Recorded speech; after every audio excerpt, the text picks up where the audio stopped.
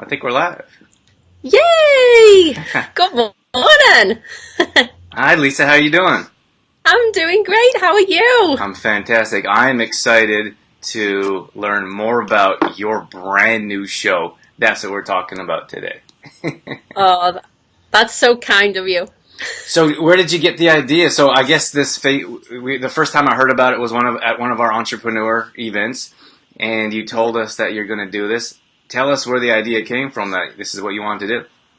Well, it was actually because of that event that we were actually doing the teamwork together, having the conversations about different ideas. And Facebook Live is something I've been thinking of doing, but really was lacking the confidence in terms of getting out there and being live and everything being real, and always wondering if you're going to make that mistake.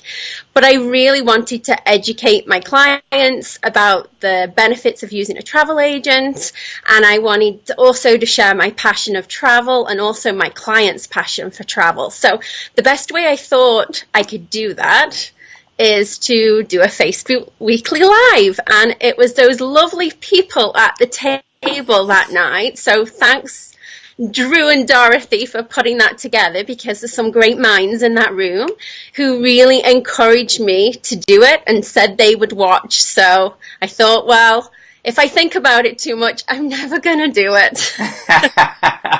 That's awesome. It's so cool that we were able to help inspire that. Like, I wouldn't take any credit at all. I think we have lots of ideas that we could throw out or share, but it really takes that individual's courage to put themselves out there and make something like that happen. Yeah, absolutely. No, well, I appreciate everybody cheering me along. It really is wonderful to have community and other business owners fighting for you in your corner and cheering you on. It's just amazing. That's why I love small towns. Yeah, it makes such a big difference to have people in there and supporting you and being there for your support, because it means so much. Tell us about your show in general and what you have going on for us. Yeah, absolutely. So for the first week, I just did what clients always ask me, and the questions I get asked all the time is, why use a travel agent? Most people will say people don't even use them anymore, and why do I need one? And so I really wanted to validate my business and what we do and explain the value in what travel agents do, not just for myself, but for the industry as a whole. So I kicked off with that. And then this week I'm having coffee with one of the suppliers on Friday, Kentucky, who do travel for epic travel for 18 to 35-year-olds. And they're going to explain a little bit about what they do. And then the following week, I'm meeting with Jen from Transat, she's going to let me know everything that's happening for Transat in Europe. So I'm excited about that. And then the following week after that, it will be live from the Hyatt Ziva in the Puerto Vallarta, because I happen to be there with my daughter celebrating her 18th birthday. So that will be a nice live one, if the connection works. We'll keep our fingers crossed for you. Yeah, I hope so. And then the week after, finishing January up, will be the wonderful Freddie Marsh from Playa Resorts, they have Hyatt Zivas within that resort family, just explaining some of the other resorts that they do. So that's just January. And the most amazing thing that I found is how many suppliers have been willing to sign up for a session to do a live, and how many of my clients were actually willing to take themselves out of their own comfort zones and share some travel stories as well that will be coming up over the 52 weeks. So some of their travel highlights and some of the things that they've done over their travel journeys, which is just amazing and so inspiring to me as well, to be able to keep that passion of travel alive. So are you a planner? It sounds like you have a lot of these planned out in advance. How far in advance are you planning your show? I am planned all the way until the end of July so far. I did, and one thing I'm realizing with this live, I did have clients to speak this week about their wonderful honeymoon trip, island hopping across Greece, and they are moving house, and it just so happened that this week it all fell into place to them. So I'm so excited for my clients that that's happening for them. So on the hop, I quickly had to find a plan B. So I guess the learning curve is you can plan all you like, but you still need to have a plan B, like everything else in life. So, and how did you decide that you were going to plan all the way into, what did you say, July? July, yeah. Wow. So you were set all this out in advance, and you're like, I need all these planned to make it happen. Yes, yeah, and most of it was also to try and get the suppliers. Obviously, they travel all throughout the country and some are out of destination. So it was also making sure I could really snag those key suppliers, those credible suppliers who we work with a lot, have quite the heavy workload. So a lot are coming live on location, or they're going to be doing it from Vancouver, because most of our suppliers managers are either based in BC or Alberta or in the prairies somewhere. So I was working with their schedules, so I knew I needed to nail them down to a date and a time, else it was not going to happen. So tell me more about a travel agent in general. This is something that I would like to know more about, and maybe our audience would like to know more about it as well.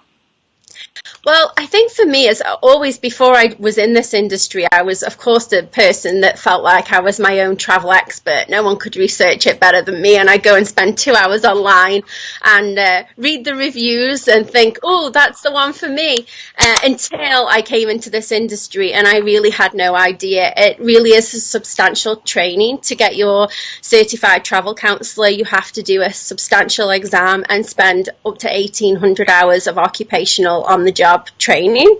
Wow. And then you're constantly training and learning. No travel agent, no matter how they tell you how good they are, can say they're an expert on the entire world. What we do is take pieces of that and we really work with our experts. So our in-destination experts, our supplier experts, other travel agents that are always training and doing FAMs, as we call them, so familiarization tours. So, for example, I'm going 3 weeks in May to various resorts in Mexico, and I will do an extensive review that I will share with the rest of the team. So we really get first-hand experience on the ground, not just reading it for ourselves, what we're able to recommend for our clients. And we all share that information. So that expertise, some people have been in the business for 30, 40 years, and they're always staggering how they're always willing to share their travel journeys and how it is going. And the best thing about using a travel agent is, for us in our business, is it doesn't cost you any more. And if you run into any issues whatsoever, instead of trying to, on an online company, call that company and trying to get some response for your concern, it may not be as quick as reaching out to your local travel agent. Who knows? I have an extensive client supplier list that runs pages long, so I know the manager of that hotel, or someone who can get me the contact details of the manager of that hotel, or the supplier manager that can be, basically, I can start fighting everything in your corner, all for free. So really, why would you not use one, right? If it's not me, please just use a travel agent.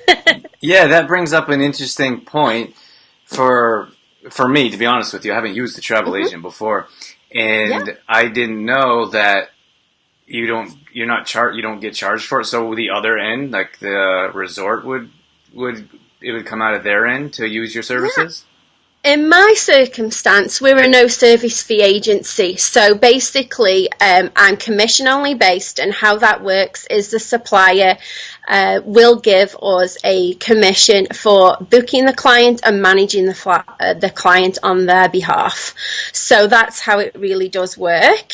Now, there is some agencies that do charge a fee, and actually I can understand why. As I said, the extensive to be a travel agent is extensive. The learning is always ongoing, and we have to do hundreds of hours of training and try and keep up with what's changing in the world when it comes to travel. So a lot of things we do get in this industry, and of course in many industries, is tire kickers, where we'll spend hours and hours quoting for a client, and then they'll take all your valuable expertise and resources and just click book online. Oh my gosh. Well, why would they do that if they're not paying extra for it? Well, you'll always get that person that maybe wants to do it at 2 a.m. and they just did it. It just happened to us in the business. And so what some travel agencies have done is now they'll have a fee ahead of time that then gets applied to the booking should you book. And if not, then they keep it. So I can completely understand why some agencies do that, but for us, Go Travel agents, we don't do that. So it is commission based only. We do all the work. I actually don't get the commission until you've physically been on that holiday and been and done. So it is after you've traveled we receive it. So it's why it's so important to communicate. I can requote as many times as you like, and it's live booking, so prices do change. So if you do see something out there that is different to what your travel agent has told you, then just reach out to them again, because the likelihood is with live pricing that the price definitely could have changed. Okay. So, you know what I wanted to ask you is, do you have to pay, so you get a chance to go and experience these different types of resorts or countries or cities, provinces? I'm not exactly sure how far you go or how close you stay, but you go and get a chance to experience it so you could recommend to your clients. Is it a perk of the job to be able to be brought over there on their dime? Oh, I hope this is okay to ask. But no, that's fine. I wish I got free holidays, that's for sure. Okay, so you have to pay for this to experience it. We get it at a heavily discounted rate. We get discounts on the flight, and it depends really on the hotel chain or the supplier, and what they're wanting to do. So for my circumstances, 2 of the hotels that I'm staying with, they're doing an extensive training program while we're there. So because we're taking their training, it is a heavily discounted rate. But we are also learning everything there is about those hotels, and we're also sharing it. So it is grueling, long days. In April, in a week, I toured 25 resorts in 7 days. Oh my gosh. So it's not sitting by a sun lounger and, don't get me wrong, not having to cook and clean at home and escape my wonderful 4 children and husband for a week and have a hot climate instead of snow shoveling does have its perks. However, it isn't. It really isn't me just sitting there. It really is. I ask, and because sometimes we'll be going to a hotel and we may only be there for 4 or 5 hours to do inspections. One of the key pieces I like to do is really stalk the people who are drinking by the bar and are in the resort restaurants, and I ask them who've been staying as a traveller at the resort what their personal experiences are, because they are the ones who truly can also validate or not validate why you should stay there. Well, okay, so if you're not paying extra and you have an expert that has been there and knows what they're doing, why wouldn't you use a travel agent?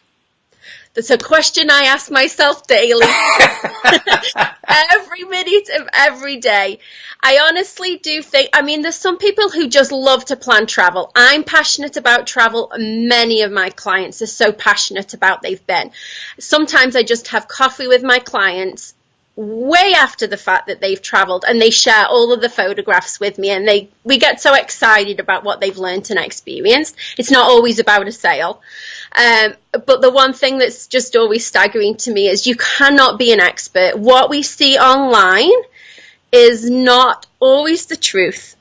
Key online suppliers that do online deals only really have, they use with the market share, mass market share. They're trying to sell you what they want to sell you, not what might be right for you.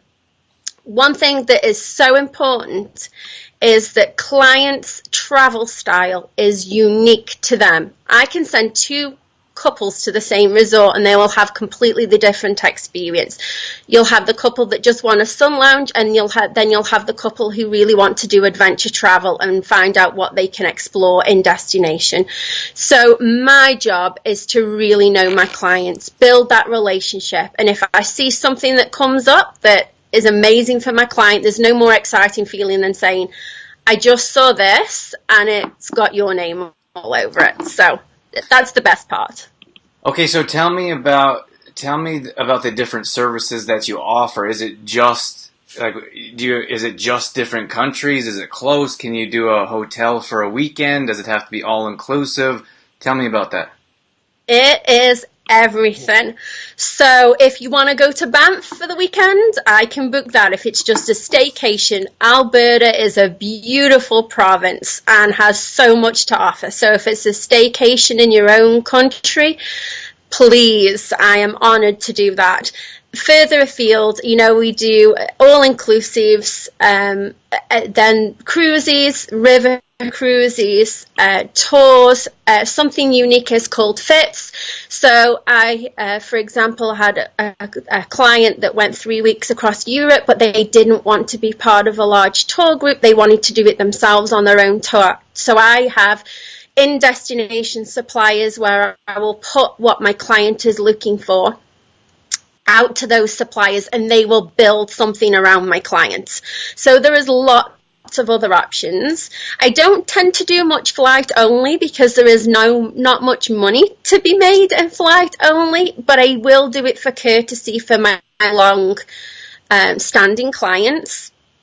And I do it as a courtesy because I'm looking after all of their travel needs. But flights on themselves can be quite volatile in the markets, and so therefore there is nothing to be made. So do you have? That can be the hop-up, but car rental. I even have got private tours. If you have the budget for a private plane, I'm your girl and I will love you forever. I'd like to have a private plane too. Me too. Yeah, waiting for the day that I get that kind of client. But all my clients are equally valuable, whether you're spending $200 or $2 million. But okay. My thank you gift just might be a bit higher. Okay, so I guess what is it? Awareness? Like, is it raising awareness around what travel agents do? Is it a thing of the past and it's not happening so much? Like, how can we help? Connect the lines to help people better understand? Like, this is a service that they don't actually have to pay more for. It's kind of. I'm like, well, I mean, I don't go and travel to resorts, to be honest with you, like very often. But I'm like, if I did, of course, like it's a no-brainer. Why wouldn't you use a travel agent? Yeah. No, absolutely. The purpose of the show really was to create awareness, but also to share the passion of travel. These key suppliers that will come in will really validate the relationship that the travel agent has with the key suppliers that you're never going to be able to achieve online. And you're just one of maybe 10,000 people booking that week to an online supplier. There's no face to it. There's no customer service. And that's where we really do play that key role. So I think, yes, there's a piece to, obviously, I would love it to increase my own business revenue. Wouldn't we all? Right. But also I'm really trying to leverage and the understanding of why use one and why they're so important. Obviously, because I'm in the industry, I'm so passionate about it. But also you hear those nightmare travel stories, and I just think if they'd had somebody in their corner fighting on their behalf, maybe it wouldn't have been such a nightmare. So, there's definitely creating that awareness of what we do, but also letting people know to travel protected. Okay, so if someone wanted to go and use a travel agent, or if they wanted to use your services, what do they do? Like, they go to your website, or they send you a message and say, this is where I want to go, can you help me out? Like, how would someone get started, I suppose? Yeah, absolutely. There's many online travel agents, that have a home base like myself. I am home based, but that doesn't mean I don't get out of the office to meet my clients. So some clients really love the face-to-face, and I understand that, because if you're spending $10,000 of your hard-earned money that you've spent 3 years saving for on your vacation, you don't want to just be handing it over. So very often I will meet with my clients if they wish to, and that really helps build a client portfolio in terms of what they really are looking for out of their vacations and any future travel plans. Or they can reach out on Facebook. I have a Facebook account, I have an email account, and I have a web page. And also, I think it's like any service. You don't have to go with the first one that you reach out to. Talk to that travel agent. Because travel agents, and for me anyway, it's all about the relationship and that long-standing relationship.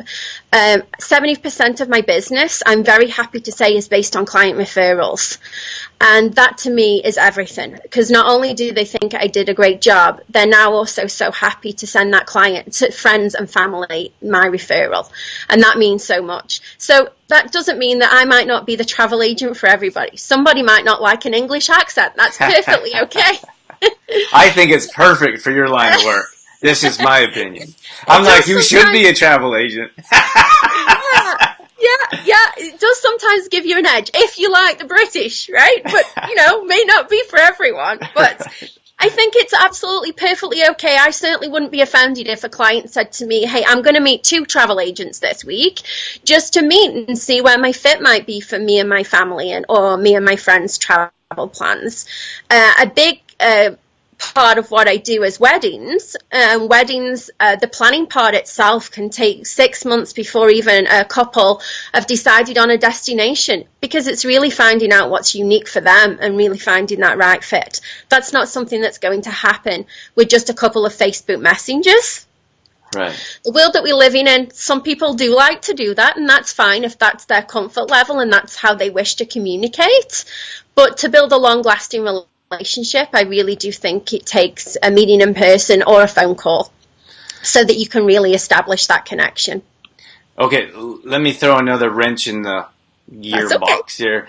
Now, what I'd imagine this wouldn't go hand in hand with what you do. You would book through hotels, you would book through resorts. How does Airbnb or what's the other, VRBO? VRBO? So is that a competitor of yours? Like, why would someone go to you as opposed to go to rent with them, for example? They are not a competitor of ours, because VRBO and Airbnb, you can only book with them direct. They are all private houses or private condos or private homes, and they have to be registered with them. They even have their own insurance. So that is one thing that I aren't able to offer. However, some of the suppliers, such as homes in Florida, Orlando, we have key suppliers with some homes in certain locations, but not everywhere. So, and I perfectly understand sometimes having a house rental. I had all my family over here from the UK, and there was 12 of us, and I have 4 kids. And so the cheapest option for us was to rent a big home in Montana. So I certainly wouldn't be upset with my clients if that circumstance, it calls for a big home rental or they've seen something else. Usually what my clients may do is get me to do the flight or the car rental or just a piece of it. But if there's certainly, I don't meet their requirements for that particular thing, I will definitely be honest with my clients, because if I can't help them this time, that doesn't mean I can't help them on their next trip, where they may be traveling to India or doing that Europe destination. Everybody's travel plans change throughout time as well. I know when I was younger, I had no money for a holiday. I don't really have much money for a holiday now, but my travel requirements and what I'm looking for in a vacation has changed over the years. So that's the same for everybody, not just for me, just because I'm in the business. So tell us more about your show. When can we watch it? When is it aired? And then maybe some benefits of people getting people there to tune in for it. I was really hoping for a consistent time and a day weekly. That's not going to happen for me in the travel world, because I'm dealing with time zones, and nobody in another time zone wants to get up at 3 a.m. and talk to me. I don't know why. But I don't know why either. It's just, part of what it is. So it's been, usually what I'm going to be doing is announcing at the end of each Facebook Live when the next one will be coming and the date and time. But it will be posted on my Facebook page. So if you weren't able to catch it live, just please obviously tune in when you can. If you know that I'm meeting with a certain supplier that's piqued your interest, I try and I've been posting that supplier's website so that clients can ask me questions ahead of time that I can pose to that rep while I have them, right in the hot seat. So if there's something they're wanting to ask, please ask a week before. But unfortunately, it's not going to be a set day and time. I wish it was. Okay, yeah, that's fine. Like, I would imagine you got. I don't know if you got that from us, but we recommend a consistent day and time. But everyone has different industries, and everyone has different options or availabilities. And if you guys you're talking to people all over the world, I suppose. So it's pretty difficult to be like, our show is always going to be at 8 p.m., which could be at 3 in the morning somewhere else, right? Yeah, but I'm still trying to get more comfortable in front of the camera. That's something that is extremely hard, to put yourself out there publicly. And I have one tip: if it's your first one, make sure you wear a high collared top, because my neck went like a chicken's and was not pleasant. So yeah, hopefully the nerves will decrease over time, and I definitely need to invest in some amazing equipment like you guys have, because the first one I ever did, I looked green, little alien from Maybe you'll get more views that way. You never know. I don't know. But yeah, so we'll see how it goes. Well, thank you so much for joining us today, Lisa. All the best with the new show, and we'll look forward to tuning in ourselves. Oh, sorry. Just maybe you could mention your Facebook page, or where our audience can go and check out the show. Absolutely. So it's Travel Your Bucket with Lisa on Facebook. You can find it there. This Friday's is at a very odd time of 9:40. And the reason being is Joel is coming from Edmonton, and he has another meeting with lots of us agents at 10 o'clock. So I managed to actually just catch him on the hop. We have a 20-minute session from 9:40 till 10 o'clock to discuss everything Kentucky. So if you have a young traveler that is looking to travel safely, great for grads, great for young couples looking for unique in-destination special, actually in-destination experience, tune into Kentucky. I think some people are going to love it. Awesome. Once again, thank you so much, Lisa. Really appreciate your time and expertise. All the best with the new show. We couldn't be more excited for you. And thank you to you and Dorothy. You guys are so amazing. Thank you for all you do. You're welcome.